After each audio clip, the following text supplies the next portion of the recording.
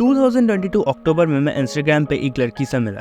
ये एक कोइंसिडेंस ही था। फिर हम दोनों की बात होने लगी।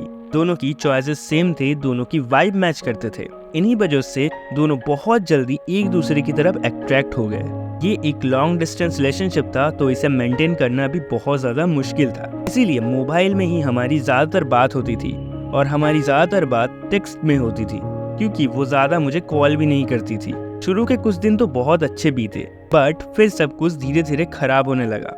हमारे झगड़े होने लगे, इग्नोरेंस बढ़ने लगा और हम दोनों एक दूसरे को समझ भी नहीं पा रहे थे।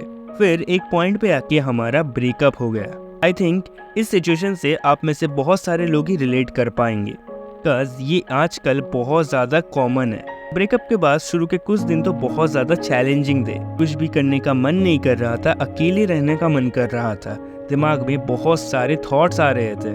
बट फिर भी मैंने खुद को इस पॉइंट से ओवरकम किया और आज के इस वीडियो में मैं आप लोगों से यही शेयर करूंगा कि आप लोग से इस तरह के सिचुएशन से कैसे ओवरकम कर सकते हो।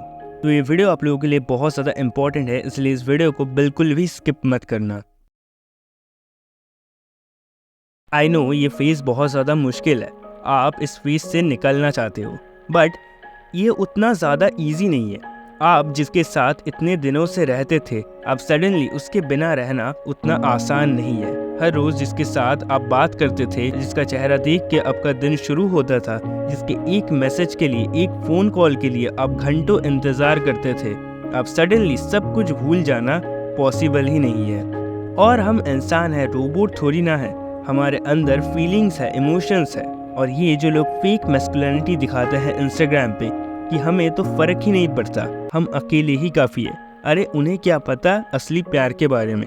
आई नो आप उनसे कितना ज़्यादा प्यार करते थे, तो अपने इमोशंस को दबा के मत रखो।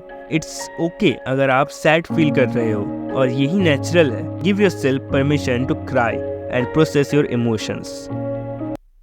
आई नो ये सब बातें आप सबके साथ शेयर नहीं कर सकते हो।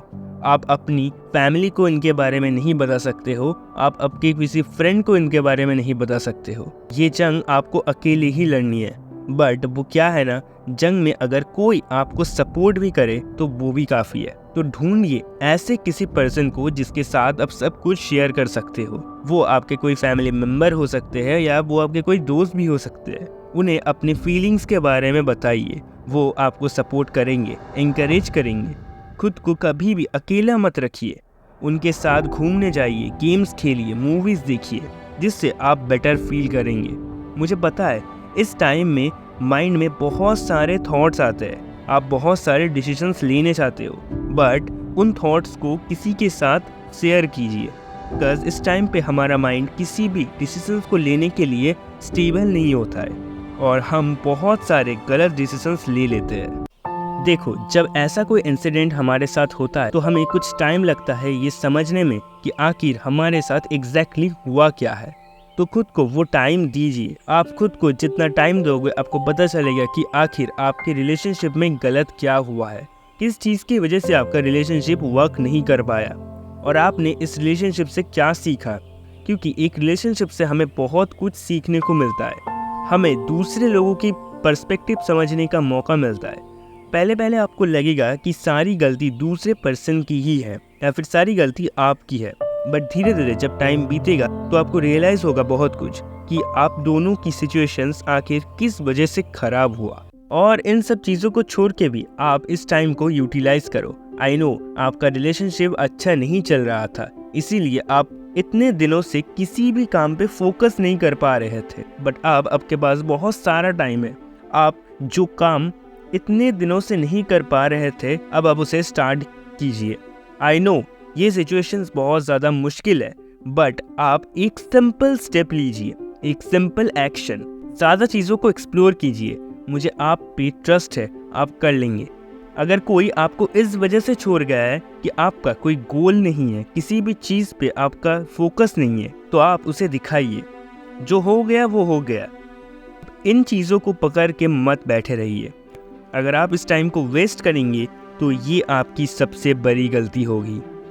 देखो एक ब्रेकअप से बाहर आना बहुत ज़्यादा मुश्किल है, इसमें बहुत ज़्यादा टाइम लगता है और टाइम ही आपके ब्रेकअप को हील करेगा।